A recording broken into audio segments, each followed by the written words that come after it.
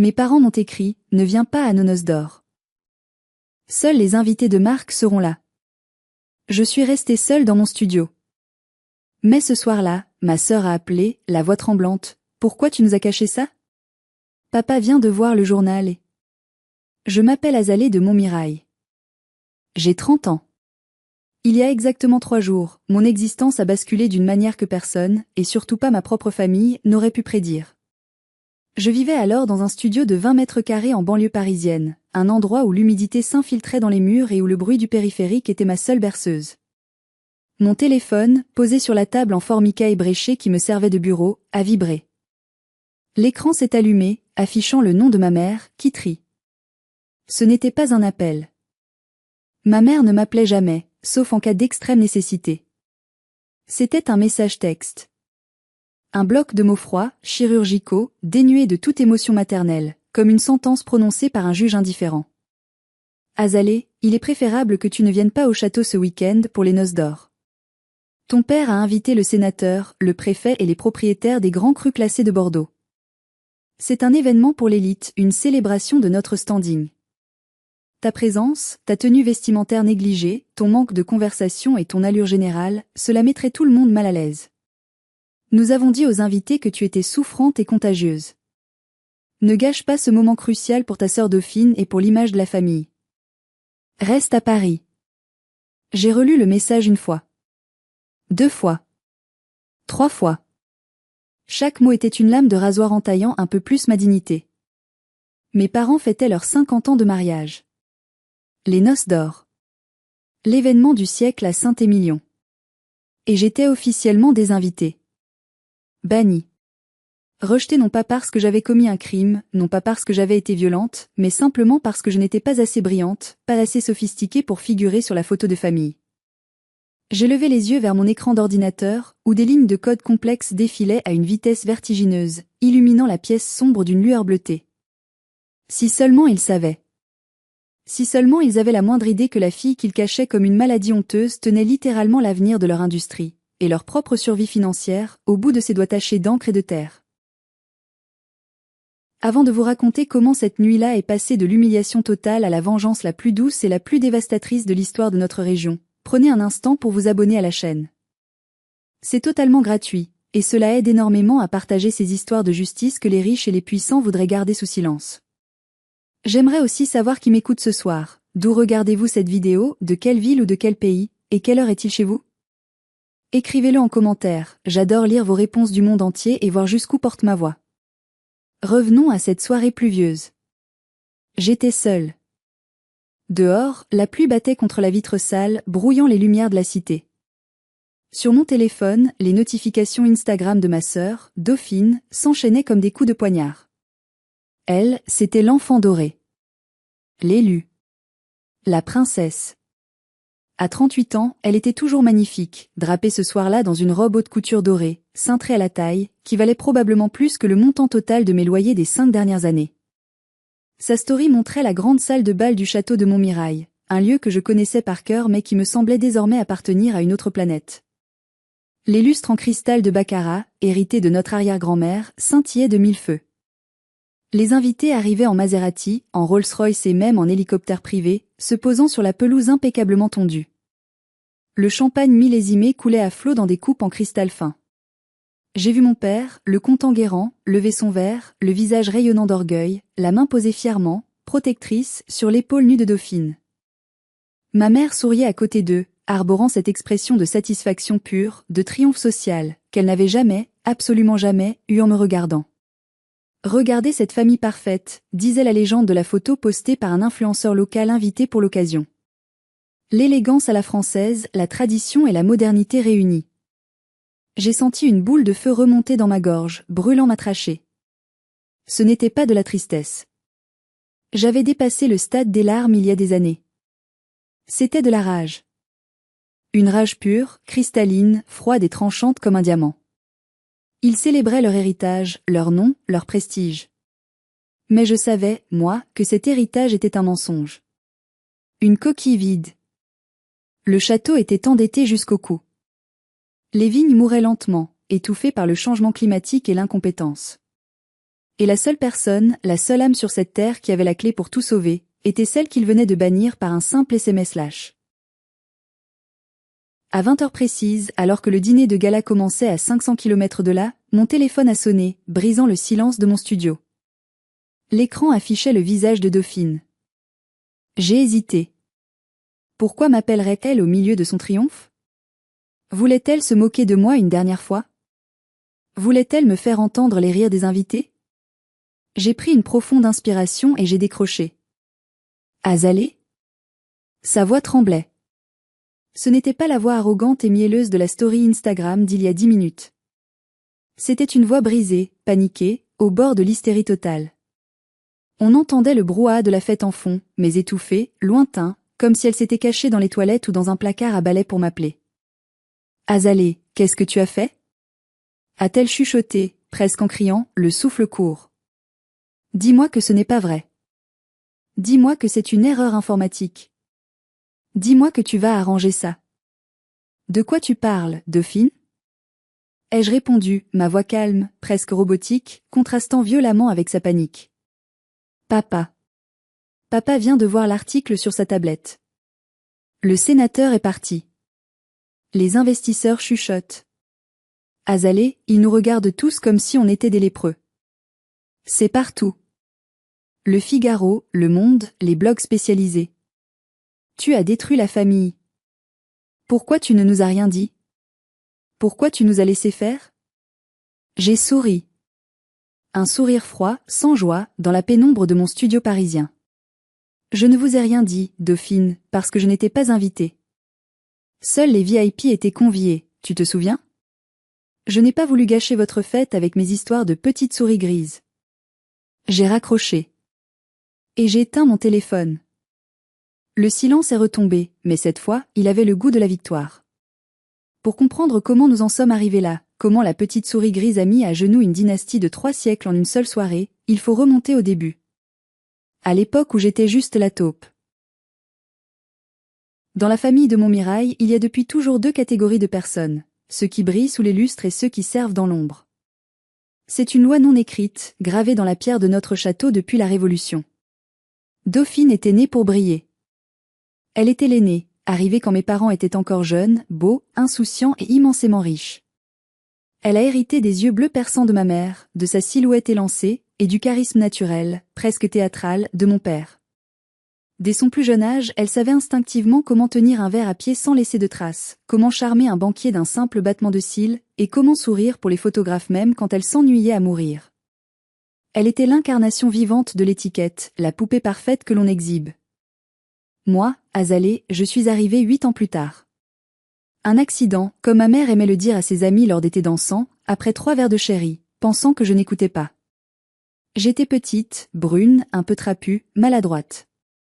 Je détestais les robes à froufrou qui grattaient, les collants blancs qui se salissaient trop vite. Je détestais les cocktails mondains où l'on parlait pendant des heures pour ne rien dire, où chaque phrase était un piège. Mon refuge, mon seul véritable ami, c'était la terre.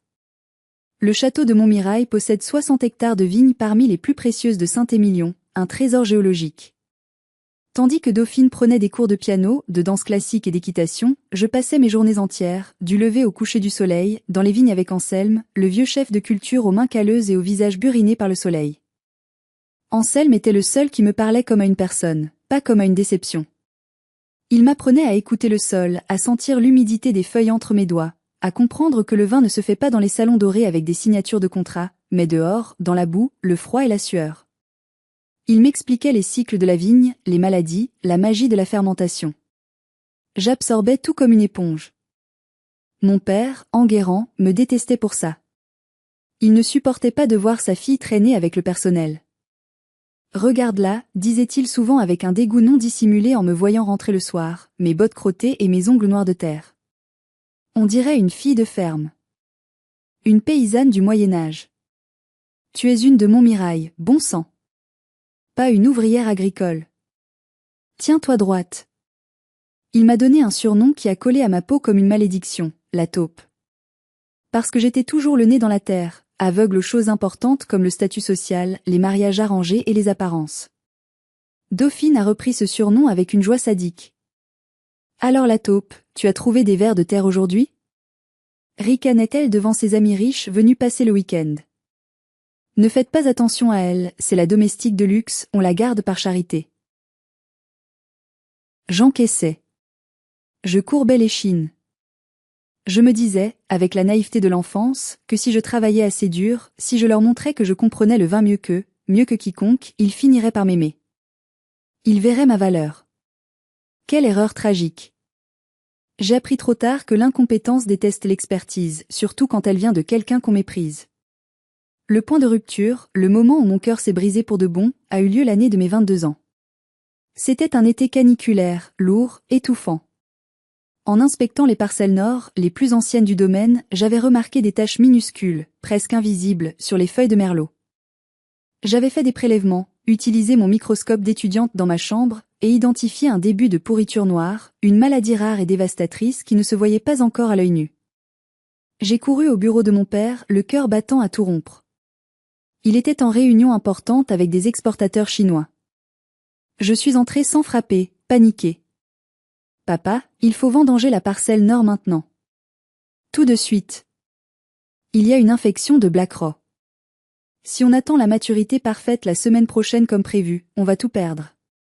L'infection va se propager en quelques heures avec cette humidité. Il m'a regardé comme on regarde un insecte gênant qui vient de se poser sur une assiette de caviar. Dauphine était là, assise sur le coin du bureau, radieuse, jouant avec ses cheveux. Ô Azalée, arrête tes drames perpétuels, a-t-elle soupiré en levant les yeux au ciel. Les raisins sont magnifiques, je les ai vus ce matin. Tu es juste jalouse parce que papa m'a laissé choisir l'étiquette de la cuvée Prestige et que tu n'as rien eu à dire. Je suis sérieuse. Ai-je insisté, la voix tremblante. Regarde les analyses. Regarde le microscope. J'ai tendu mes feuilles de notes, mes croquis, mes preuves. Mon père a balayé mes papiers d'un revers de main violent. Ils se sont éparpillés sur le tapis perçant hors de prix. Sors d'ici, Azalée. Tu portes la poisse. Tes analyses de laboratoire d'étudiante ne valent rien face à mon instinct de vigneron. Je fais du vin depuis 40 ans. Mes ancêtres font du vin sur cette terre depuis 300 ans. Ce n'est pas une gamine qui n'a jamais bu un verre entier sans grimacer qui va m'apprendre mon métier. Dégage. Tu nous fais honte devant les invités. Il m'a mise dehors. Littéralement, en me poussant par l'épaule. Une semaine plus tard, la pluie est tombée. La chaleur et l'humidité ont fait exploser la maladie exactement comme je l'avais prédit. En 48 heures, la parcelle nord était pourrie. Noire. Flétrie. Morte. 2 millions d'euros de pertes sèches. La cuvée Prestige était ruinée. J'attendais des excuses. Ou au moins une reconnaissance, un regard qui dirait tu avais raison. Au lieu de ça, lors du dîner le dimanche suivant, mon père a frappé du poing sur la table, faisant trembler la vaisselle en porcelaine. C'est de ta faute. A-t-il hurlé en me pointant du doigt, le visage rouge de colère. Tu as porté l'œil. Avec tes prédictions macabres, tu as attiré le malheur sur nous. Tu es un oiseau de mauvais augure. Je ne veux plus te voir dans les vignes. Jamais. Tu es interdite de terrain. Dauphine m'a regardé avec un petit sourire satisfait, presque imperceptible. Elle n'avait rien perdu, elle. Son image était intacte. C'était moi le bouc émissaire, la fautive, la sorcière. Ce soir-là, j'ai compris. Je ne serai jamais leur fille. Je serai toujours leur poubelle émotionnelle. Mais je savais une chose qu'ils ignoraient, aveuglés par leur arrogance, le vin n'était plus une question d'instinct ou de tradition poussiéreuse. C'était devenu une science. Des données. De la chimie. Et la science, c'était mon domaine. C'était mon royaume. Après l'incident de la pourriture noire, j'ai quitté le château. Je ne pouvais plus respirer cet air toxique. J'ai déménagé à Paris, dans ce studio minable à Saint-Ouen. Pour mes parents, c'était la preuve ultime de mon échec. Azalée l'a raté, vivant dans un HLM. J'ai pris un travail alimentaire de saisie de données le jour dans une compagnie d'assurance, un job abrutissant qui payait à peine mes factures. Mais la nuit, je devenais quelqu'un d'autre. La nuit, je devenais ce que je rêvais d'être, une architecte de données, une magicienne des algorithmes au service de la Terre. Je savais, grâce à mes contacts et à mes observations, que le domaine familial coulait lentement mais sûrement. Les étés devenaient trop chauds, les hivers trop doux et imprévisibles. Le taux d'alcool montait trop vite dans le raisin, l'acidité chutait, le vin devenait lourd, déséquilibré. Le goût subtil du Grand Montmirail changeait, et les critiques internationaux commençaient à le noter dans leurs revues. Les ventes baissaient. Mon père et Dauphine vivaient dans le déni total, continuant à organiser des fêtes somptueuses à crédit, brûlant la trésorerie pour maintenir les apparences d'une grandeur passée. Ils ressemblaient à l'orchestre du Titanic, jouant de plus en plus fort pendant que le navire prenait l'eau. Pendant 3 ans, j'ai travaillé dans l'ombre, comme un fantôme. J'ai gardé contact avec une seule personne au château, Anselme, le vieux chef de culture. Il était mon complice. Chaque semaine, il m'envoyait secrètement des échantillons de sol par la poste, des relevés météo précis, des historiques de récoltes remontant à 1950 que mon père voulait brûler car ça prenait de la place dans les archives. Anselme scannait des vieux cahiers, prenait des photos des feuilles, mesurait l'hygrométrie.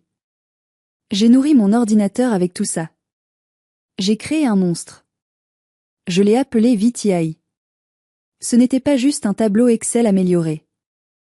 C'était une intelligence artificielle complexe, un réseau de neurones capables d'analyser la composition microbiologique du sol au millimètre près et de prédire la qualité du raisin 5 ans à l'avance.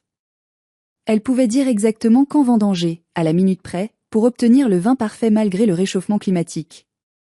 Elle pouvait dire quelle parcelle arracher, quel clone de vigne replanter, quelle quantité d'eau utiliser. C'était le Graal de l'énologie moderne. Une boussole dans la tempête climatique. Au début, je voulais le vendre à des grands groupes. J'aurais pu devenir millionnaire instantanément en allant voir les Américains ou les Chinois. Mais une part stupide, naïve, et profondément brisée de moi-même voulait encore sauver ma famille. C'est pathétique, je le sais aujourd'hui. On appelle ça le syndrome de l'enfant qui cherche l'approbation, l'espoir irrationnel qu'un exploit suffira à acheter l'amour qui nous a manqué. Je me disais, si je leur donne ça, si je sauve l'héritage, papa me regardera enfin avec fierté. Maman m'aimera autant que Dauphine. Je serai enfin une de Montmirail. L'occasion s'est présentée il y a 6 mois. Dauphine m'a appelé, brisant un silence de près d'1 an. Azalée, chérie. Ça fait si longtemps. Sa voix était trop aiguë, trop sucrée, fausse comme un bijou en toc. J'ai tout de suite su qu'elle voulait quelque chose. Dauphine n'appelait jamais pour prendre des nouvelles. Maman et papa aimeraient te voir. Pour un dîner au château. Juste nous 4. Comme au bon vieux temps. Allez, viens. La cuisinière a fait du confit de canard, ton plat préféré. S'il te plaît, fais un effort pour la famille. J'y suis allée.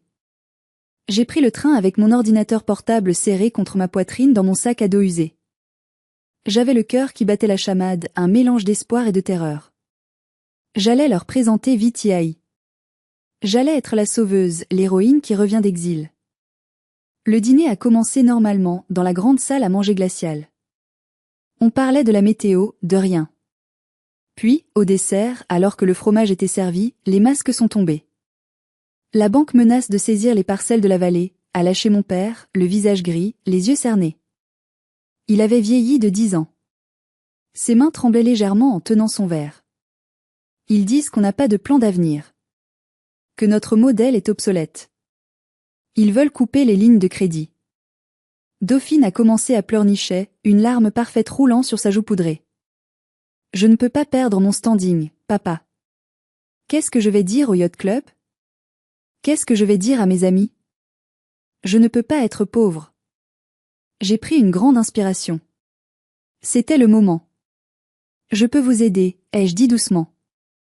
Ils se sont tournés vers moi. Le silence était lourd, épais. Toi? A ricané Dauphine, séchant ses larmes instantanément. Tu vas nous prêter 50 € de tes économies? Non. Je vais vous donner le futur. J'ai sorti mon ordinateur. J'ai écarté les verres en cristal. J'ai lancé la simulation. J'ai montré comment VTI avait prédit la grêle de l'an dernier, que mon père n'avait pas anticipé et qui avait coûté une fortune, et comment il pouvait optimiser la prochaine récolte pour augmenter la valeur de la bouteille de 40%. Pendant 20 minutes, j'ai parlé. J'ai expliqué. Pour la première fois de ma vie, il m'écoutait. J'ai vu la bouche de mon père s'entr'ouvrir de stupeur. J'ai vu les yeux de ma mère briller non pas d'amour, non pas de fierté maternelle, mais de cupidité pure. Elle voyait des euros, elle voyait sa réputation sauvée. C'est incroyable, a murmuré mon père. Tu as fait ça toute seule? Dans ton petit appartement? Oui, papa. Avec les données d'Anselme. C'est pour nous. Pour la famille. On peut présenter ça aux banques. Ça prouve qu'on est à la pointe de l'innovation. Qu'on a une longueur d'avance sur tout le monde. Dauphine s'est levée. Elle a contourné la table, ses talons claquant sur le parquet. Elle m'a prise dans ses bras. Elle sentait le parfum Chanel numéro 5 et le mensonge. Oh, petite sœur. Tu es un génie. On est sauvés. Je savais que tu cachais bien ton jeu. Mon père m'a souri. Un vrai sourire, large, chaleureux. Je savais que tu avais du talent, au fond. Tu es une vraie de Montmirail. Tu as le sang de la vigne. Ces mots. C'était tout ce que j'avais attendu toute ma vie. J'étais ivre de bonheur, drogué par cette reconnaissance soudaine. J'ai baissé ma garde. J'ai ouvert mon armure.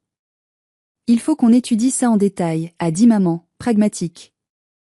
Laisse-nous l'ordinateur ce soir. Dauphine va regarder comment intégrer ça dans la présentation pour les investisseurs demain matin. Tu es fatigué, tu as fait de la route, va dormir dans ton ancienne chambre. On s'occupe de tout. J'ai laissé mon ordinateur sur la table.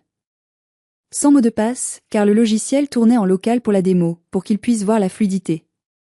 J'ai dormi comme un bébé dans mon lit d'enfant, pensant que j'avais enfin une famille, que le cauchemar était fini. Le lendemain matin, quand je suis descendue, l'ordinateur était là, posé sur la table du petit déjeuner. Mais l'ambiance avait changé. Subtilement. Dauphine me souriait, mais c'était un sourire de requin qui vient de manger. Merci pour le coup de main, Azalée, a-t-elle dit en beurrant sa tartine. On a pris ce qu'il fallait. On va s'occuper du reste. Tu peux retourner à Paris, tu as ton travail, n'est-ce pas? On t'appellera quand on aura besoin de toi. Je suis repartie, confiante, un peu confuse mais heureuse d'avoir aidé. Je ne savais pas que je venais de signer mon arrêt de mort. 2 semaines plus tard se tenait Vinexpo à Bordeaux, le plus grand salon mondial du vin et des spiritueux. C'est la Mecque de notre industrie. J'avais pris un jour de congé sans solde pour y aller, espérant voir mon père présenter notre projet commun, peut-être même m'appeler sur scène à ses côtés. Je n'avais pas de badge VIP, alors je me suis faufilée au fond de la salle de conférence principale, debout derrière les caméras des journalistes, le cœur battant d'anticipation. Les lumières se sont baissées. Une musique dramatique, orchestrale, a retenti. Dauphine est entrée sur scène. Elle était éblouissante, micro-casque à l'oreille, vêtue d'un tailleur blanc immaculé, marchant comme une Steve Jobs de la haute couture. Elle respirait l'assurance et le pouvoir. Mesdames et messieurs, a-t-elle commencé, sa voix parfaitement posée, travaillez. Pendant 5 ans, j'ai travaillé sans relâche, nuit et jour, pour répondre à une question qui nous hante tous. Comment sauver notre terroir face au climat? Aujourd'hui, je suis fière, émue, de vous présenter ma création, le fruit de mes entrailles, l'intelligence Montmirail. Mon sang s'est glacé dans mes veines. Le temps s'est arrêté. Derrière elle, sur l'écran géant de 10 mètres, c'étaient mes graphiques. Mes codes couleurs. Mes prédictions. C'était VTI. Sauf qu'il y avait le visage de Dauphine en filigrane partout, et le logo Montmirail apposé sur mon travail. Elle récitait mon discours. Mot pour mot. Les phrases exactes que j'avais expliquées avec passion lors du dîner, elle les déclamait comme si elles venaient de son propre esprit brillant.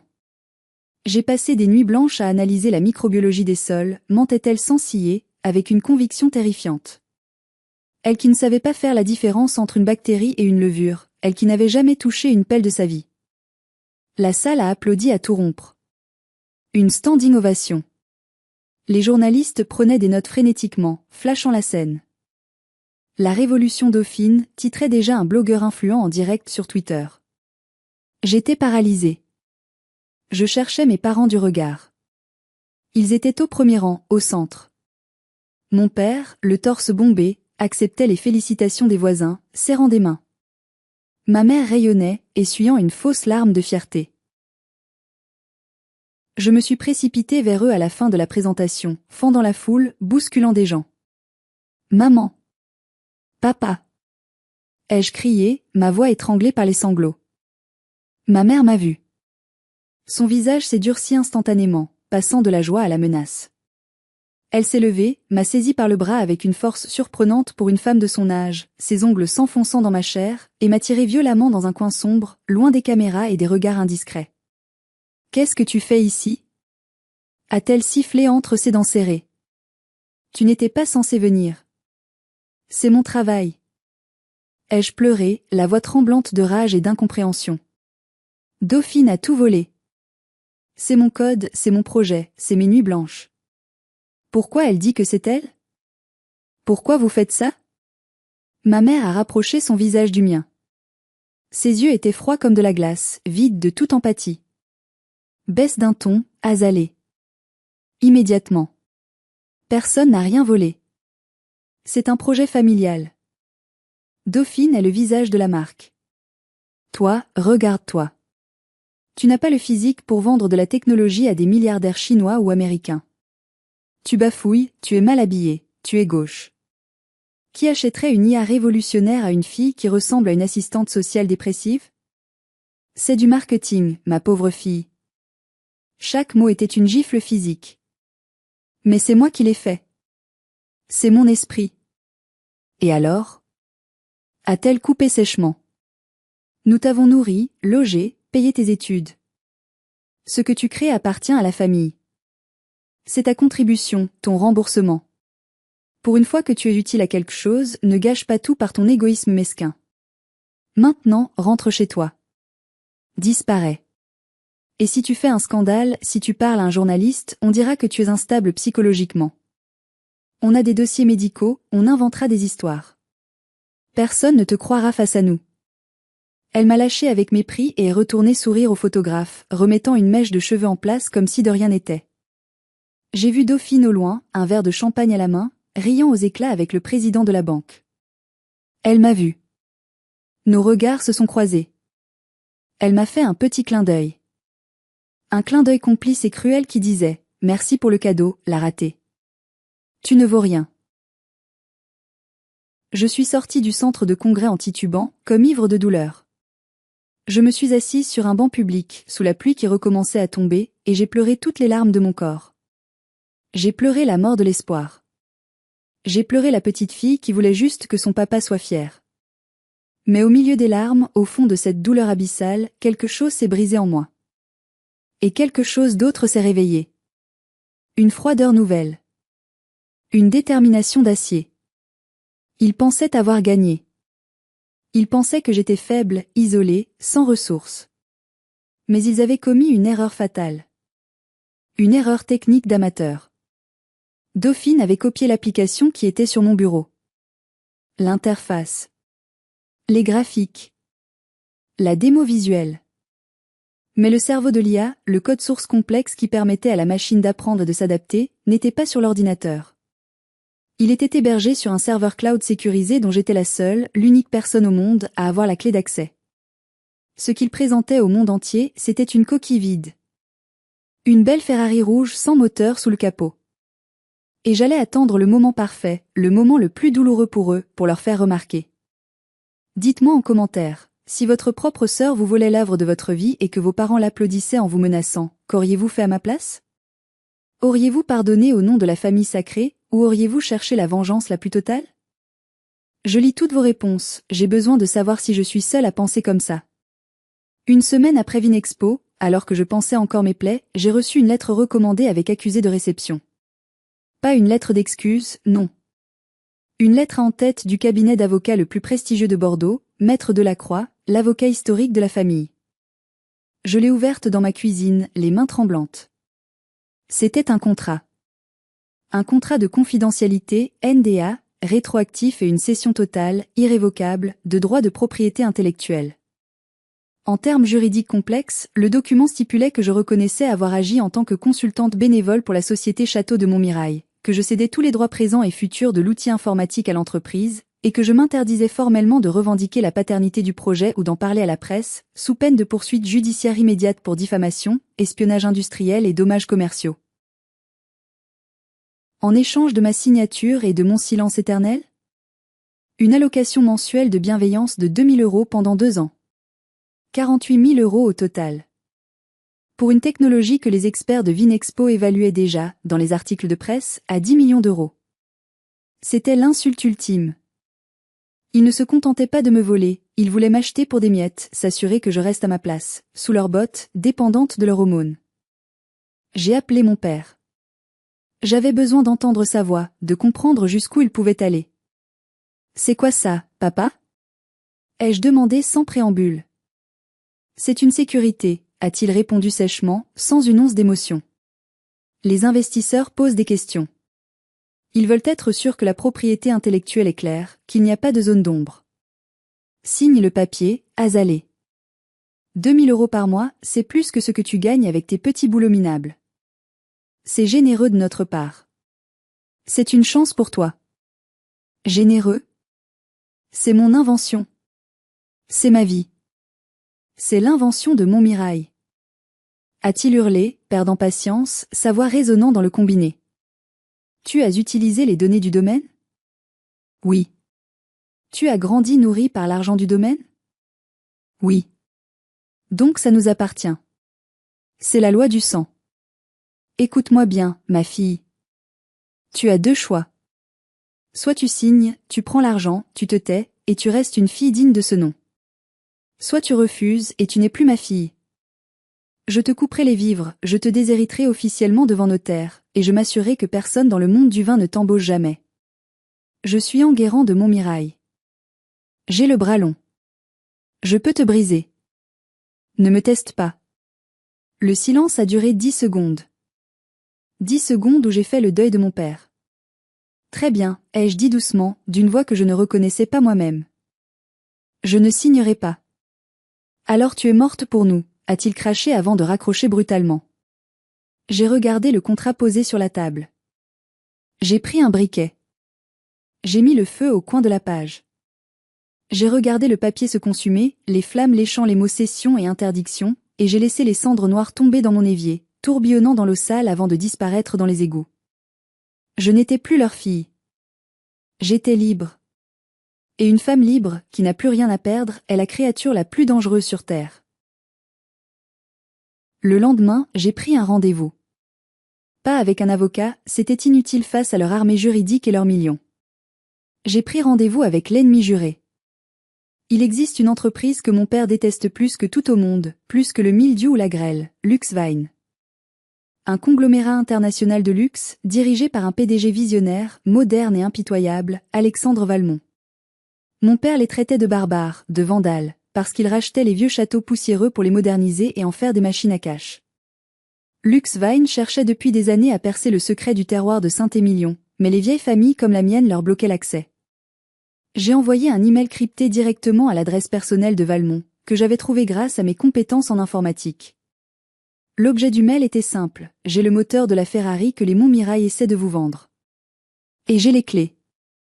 12 heures plus tard, j'étais assise dans un bureau en verre au 40e étage d'une tour de la Défense. La vue sur Paris était époustouflante, loin de la boue de mes vignes. Alexandre Valmont était en face de moi. Il était jeune, la quarantaine, élégant sans être ostentatoire. Il avait vu la présentation de Dauphine à Vinexpo. Il était sceptique. « Votre sœur vend du rêve, mademoiselle de Montmirail », a-t-il dit en croisant les mains. « Elle parle bien, elle est jolie. » Mais mes ingénieurs ont regardé les images de sa démo. Ils disent que c'est plat. Ça manque de profondeur. Les chiffres semblent trop parfaits. C'est normal, ai-je répondu en posant une clé USB noire sur la table en marbre blanc. Elle n'a que la carrosserie. L'interface graphique. Des images. Voici le moteur. Le vrai code. Avec l'apprentissage machine complet sur 70 ans de données climatiques réelles. Ce qu'elle a, c'est un jeu vidéo. Ce que j'ai, c'est une arme. J'ai branché la clé. J'ai lancé ma propre démo sur son écran géant. J'ai montré ce que Dauphine ne pouvait pas faire, les simulations en temps réel, l'analyse prédictive des sols au mètre carré près, la capacité du système à apprendre de chaque nouvelle pluie, de chaque rayon de soleil. Valmont est resté silencieux un long moment, observant les données défiler. Puis il a souri. Un sourire de prédateur qui vient de trouver une proie facile et juteuse. C'est brillant, a-t-il murmuré. C'est exactement ce qu'il nous manque pour dominer le marché. Combien ? Je ne veux pas seulement de l'argent, ai-je dit, me redressant sur ma chaise. Je veux une position. Je veux être directrice de l'innovation. Je veux que mon nom soit sur le brevet. Et je veux que l'annonce de notre partenariat, l'annonce que Luxvine possède cette technologie, soit faite à un moment très précis. Quand ? Le soir des noces d'or de mes parents. Ce samedi. À 20h précises. Valmont a éclaté de rire. Un rire franc, sonore. J'aime votre style, Azalée. C'est d'accord. On signe. Nous avons signé un contrat ce jour-là. 15 millions d'euros pour l'acquisition de la technologie VTI. Et 5% des parts de la filiale technologique de Luxvine, ce qui m'assurait des revenus à vie. En une signature, j'étais devenu plus riche que mes parents ne l'avaient jamais été, même à leur apogée. Mais l'argent n'était qu'un outil. Le vrai but, c'était la justice. C'était de voir leur visage quand le château de cartes s'effondrerait. Les mois qui ont suivi ont été étranges, surréalistes. Je vivais une double vie. Officiellement, j'étais la brebis galeuse exilée, vivant dans mon HLM, ignorée de tous.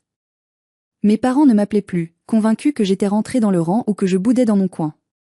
Dauphine paradait dans les magazines, racontant partout comment son invention allait révolutionner le marché. Elle était en couverture de Elle, de Challenge. Elle levait des fonds basés sur du vent. Les banques, séduites par le nom de Montmirail et la hype médiatique, ont prêté des millions pour moderniser le château en prévision du déploiement de la technologie. Ils ont acheté des cuves en inox, refait les toitures, commandé des drones.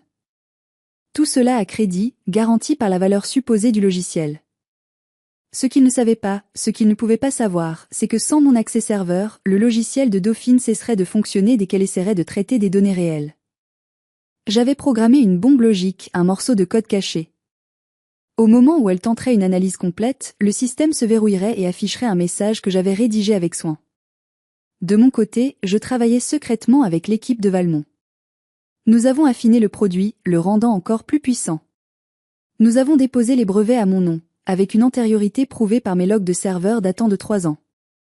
J'ai aussi contacté Madame Gersante de Valois, la critique de vin la plus redoutée et la plus respectée de France, la dame de fer du vignoble. Je lui ai montré la vérité. Je lui ai montré les preuves du vol. Elle a été scandalisée par le plagiat de ma sœur et la malhonnêteté de mes parents. Elle a accepté d'écrire l'éditorial exclusif qui accompagnerait notre annonce, un article qui allait détruire leur réputation professionnelle. La semaine des noces d'or est arrivée. L'excitation à Saint-Émilion était palpable, électrique. C'était l'événement de la décennie. Tout le gratin était invité. Ministres, acteurs, capitaines d'industrie. Sauf moi. Le fameux SMS de ma mère est arrivé 3 jours avant. Ne viens pas. J'avoue que même avec mes millions en banque et ma vengeance prête, ça a fait mal. Une toute petite partie de moi, l'enfant blessé, espérait encore qu'ils m'inviteraient, même par pitié. Qu'ils voudraient leur fille auprès d'eux pour leurs 50 ans de mariage. Mais non. L'image comptait plus que le sang. Seuls les VIP sont conviés. Très bien, maman. Tu veux des VIP ? Tu vas avoir la visite du plus gros VIP de l'industrie, et il ne viendra pas pour trinquer. Le soir du gala, je me suis servi un verre de Pétrus 1989, un vin mythique que je m'étais offert avec ma prime de signature, dans mon studio toujours aussi sombre. J'avais installé un véritable centre de commande sur ma table de cuisine. 3 écrans allumés. Sur le premier, le flux Instagram en direct de la soirée, filmé par les invités. Sur le deuxième, l'interface d'administration de mon serveur, mon doigt planant au-dessus de la touche entrée. Sur le troisième, l'article du Monde Économie, prêt à être publié automatiquement. Il était 19h55. Dans la vidéo, Dauphine montait sur l'estrade, sous les applaudissements. Elle tenait un iPad. Elle allait faire une démonstration en direct pour impressionner le sénateur et finaliser une levée de fonds de 10 millions d'euros. Mes amis, disait-elle, radieuse, sa robe dorée captant la lumière. Pour célébrer l'amour éternel de mes parents et l'avenir radieux de notre maison, je vais lancer devant vous la première analyse en temps réel de notre millésime du cinquantenaire. Ce sera le vin du siècle. Elle a levé le doigt au-dessus de l'écran, théâtral. J'ai posé mon doigt sur ma touche entrée. À la vôtre, ma chère famille, ai-je murmuré. Clic, ce qui s'est passé ensuite a été, de l'avis de tous les témoins présents, le moment le plus gênant, le plus catastrophique et le plus spectaculaire de l'histoire mondaine de Bordeaux. Dauphine a appuyé sur le bouton de son iPad. Elle s'attendait à voir des graphiques verts, des courbes de croissance, des applaudissements. Sur l'écran géant derrière elle, au lieu de la magie promise, une fenêtre rouge sang, agressive, est apparue. Un texte énorme, en gras, s'est affiché, lisible par les 300 invités. Erreur fatale, logiciel piraté. Violation de propriété intellectuelle détectée. Cette technologie appartient exclusivement à Luxevini NC, créatrice et détentrice du brevet, Azalée de Montmirail. Accès refusé. Veuillez contacter les avocats de Luxevin. La musique s'est arrêtée brutalement. L'orchestre s'est tu. Un silence de mort est tombé sur la salle, si lourd qu'on aurait pu entendre une mouche voler. Dauphine a tapoté frénétiquement sur l'écran, le visage livide, perdant sa superbe. C'est un bug. C'est juste un bug technique. A-t-elle crié, sa voix montant dans les aigus, proche de la panique. Ne regardez pas. Coupez l'écran. Mais ce n'était que le début du cauchemar.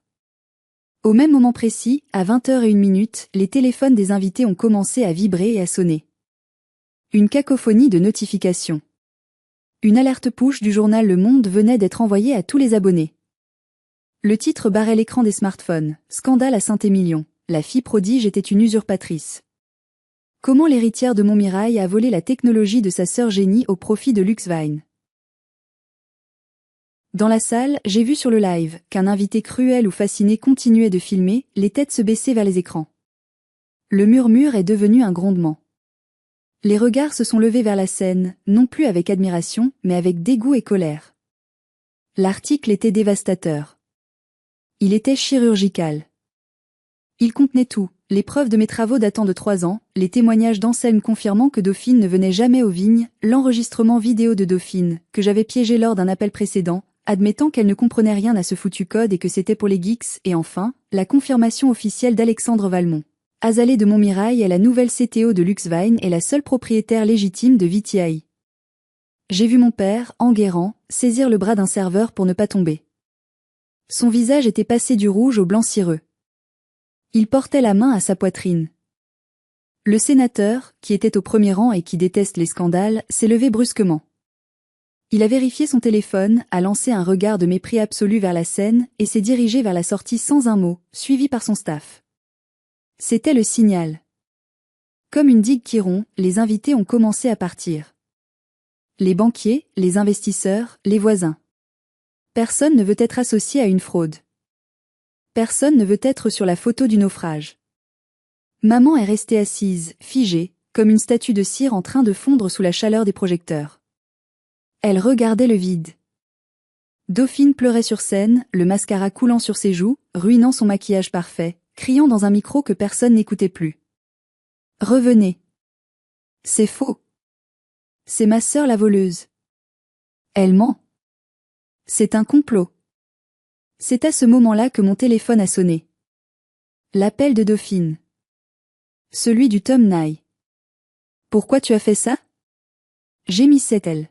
« Tu as tout gâché. » Ma réponse a été simple, calme, terrifiante de lucidité. Tu voulais être sous les projecteurs, Dauphine. Je t'ai offert la plus grande audience de ta vie. Tout le monde te regarde maintenant. Profitant. C'est ton moment de gloire. Le coup de grâce n'était pas encore porté. L'humiliation sociale n'était que la première étape. La ruine financière était la suite logique. Le lendemain matin, lundi, dès l'ouverture des marchés, les banques ont réagi.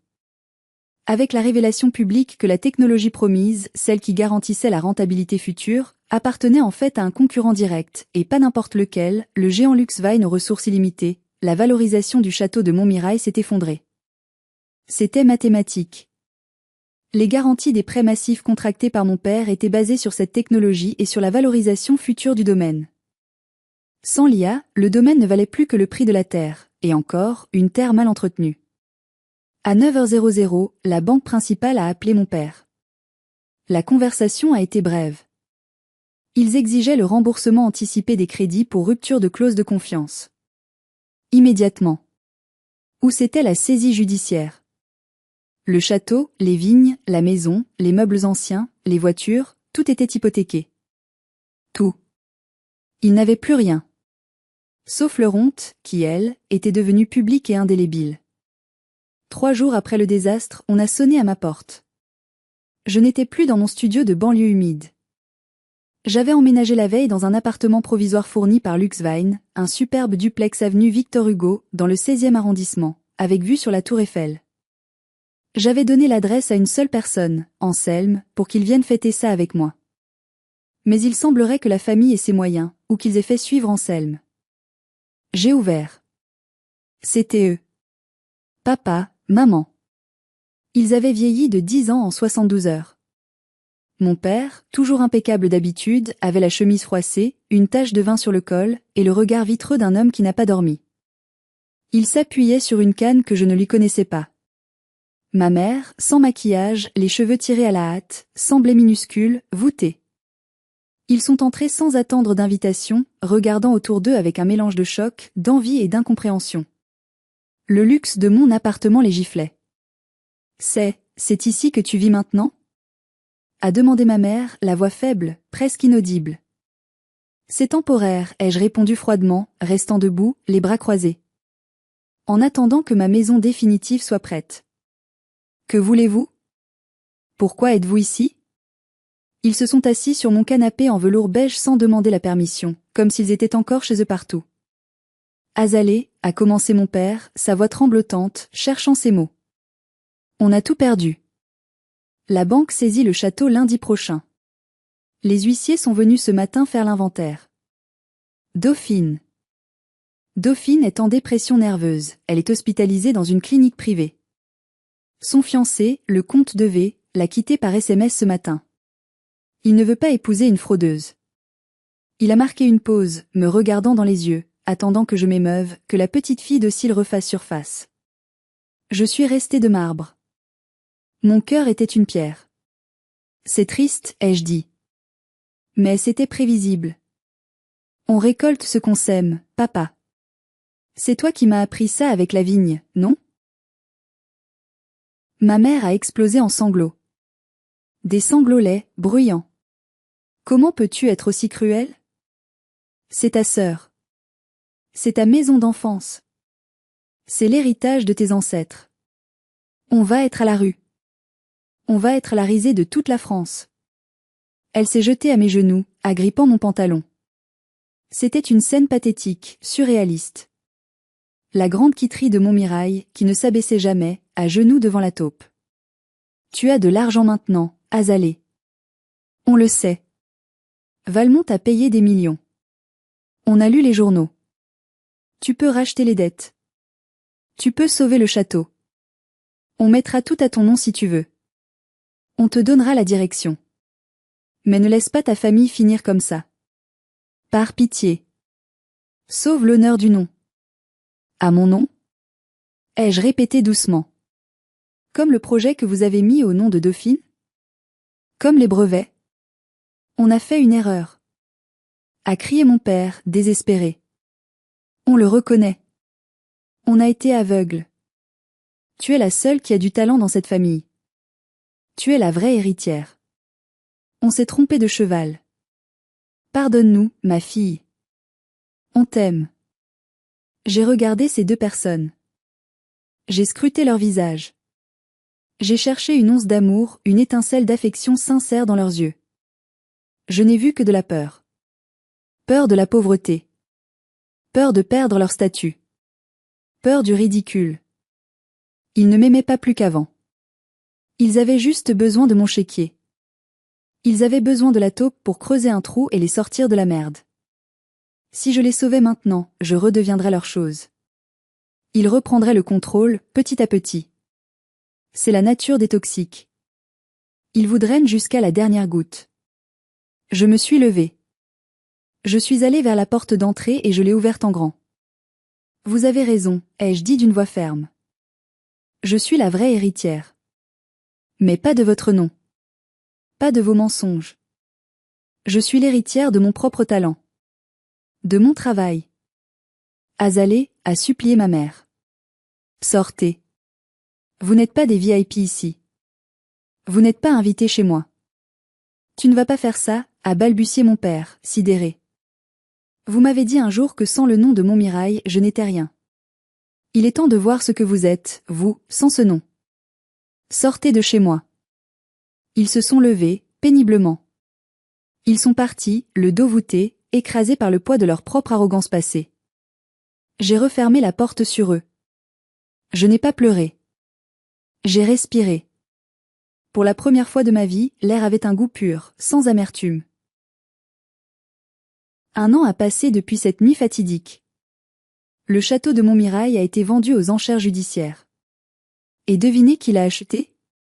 Non, pas moi. Je n'en voulais pas. Trop de fantômes, trop de mauvais souvenirs dans ces murs froids. C'est Lux Vine qui l'a racheté, pour une bouchée de pain. Alexandre Valmont m'a laissé carte blanche.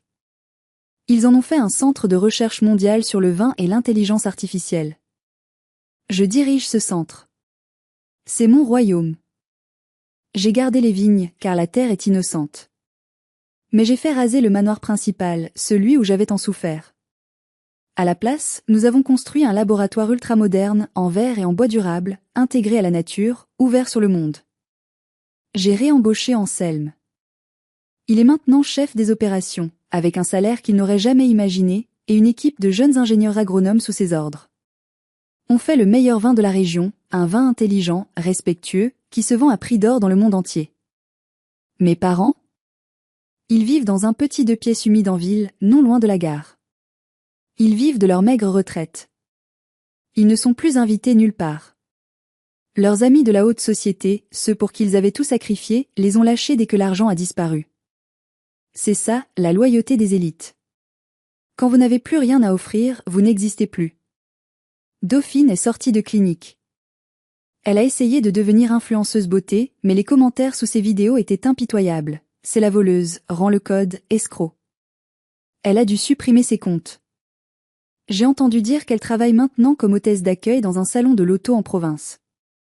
Loin, très loin des vignes et du luxe. Elle porte un uniforme en polyester et sourit à des clients qui ne savent pas qui elle était.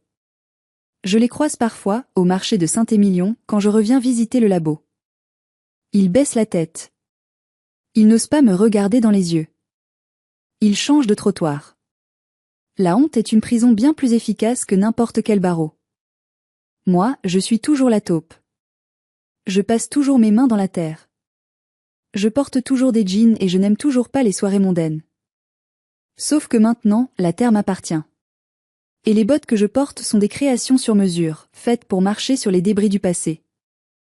J'ai appris une leçon précieuse que je veux partager avec vous. On ne choisit pas sa famille, c'est vrai.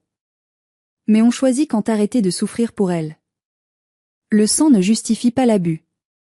Le respect, ça se mérite, ça ne s'hérite pas. Et la vengeance est un plat qui se mange non pas froid, mais glacé, accompagné d'un grand cru millésimé que vous avez créé vous-même, à la sueur de votre front. J'ai une dernière question pour vous, mes amis, avant de vous laisser. Certains dans la région disent que j'ai été trop dur. Que j'aurais dû aider mes vieux parents malgré tout, car c'est la famille et qu'on ne laisse pas les siens tomber. D'autres disent que j'ai fait exactement ce qu'il fallait, que c'était une justice karmique nécessaire. Et vous?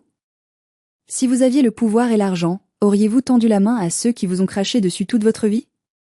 Auriez-vous sauvé ceux qui ont essayé de vous détruire? Dites-le moi honnêtement dans les commentaires. J'ai hâte de lire votre verdict. Si cette histoire vous a touché, si elle vous a donné de la force, mettez un pouce bleu et partagez-la avec quelqu'un qui a besoin de l'entendre. Ça aide énormément la chaîne à grandir. Et surtout, n'oubliez jamais, votre valeur ne dépend pas de l'opinion de ceux qui ne vous méritent pas. Construisez votre propre empire. À bientôt pour une nouvelle histoire.